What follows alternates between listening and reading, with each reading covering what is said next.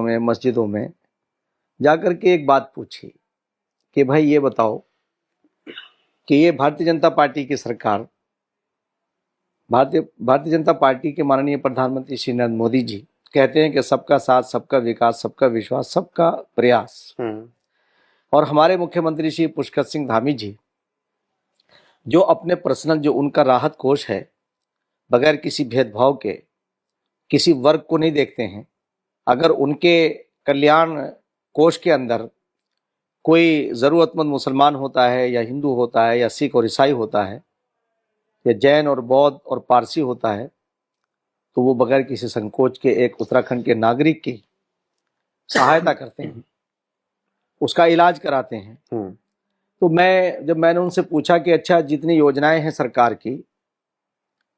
तो आप उन योजनाओं का फायदा उठा रहे हैं कि नहीं, तो अधिकतर लोगों ने कहा कि हाँ हमें फायदा हो रहा है। आप खाद्य सामग्री ले रहे हैं कि हाँ ले रहे हैं। आपके मकान जो कच्चे हैं वो पक्के बने हैं कि हाँ बने हैं। आयुष्मान कार्ड का फायदा हुआ है कि हाँ हुआ है।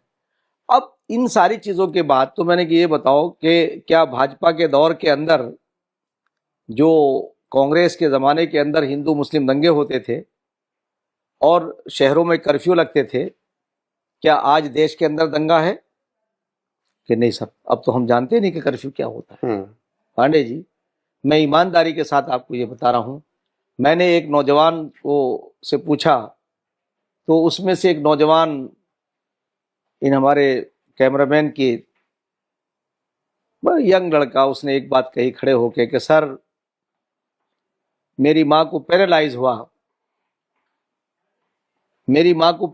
हुआ, हमारे पास आयुष्मान कार्ड था, अगर आयुष्मान कार्ड हमारे पास ना होता तो आज हमारी माँ हमारे पास नहीं होती। तो 20 साल से नीतीश कुमार जी सुशासन बाबू के नाम से मशहूर हुए हैं। तो उनका सुशासन देखा है, और वो सुशासन सिर्फ माननीय प्रधानमंत्री श्री नरेंद्र मोदी जी के कुशल नेतृत्व में बनने वाली केंद्र की सरकार, और केंद्र की सरकार ने जो वहां रोडों को बनाया है, तो मैं पहले भी बिहार गया था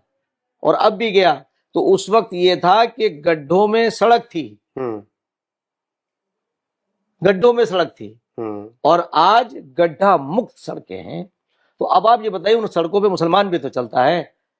और मैंने उसमें पहले एक प्रोग्राम में मैंने कहा आप ही के यहाँ कि 94% बच्चे मुसलमानों के हमारे हिंदू भाइयों के स्कूलों में पढ़ रहे हैं, और वो भी जो आरएसएस की बैकग्राउंड, जिन स्कूलों की, जिन संस्थापकों की आरएसएस से ताल्लुक है। तो मुसलमानों को ये सोचना चाहिए कि मुस्लिम नेताओं ने, मुस्लिम जमींदारों ने ये दिल्ली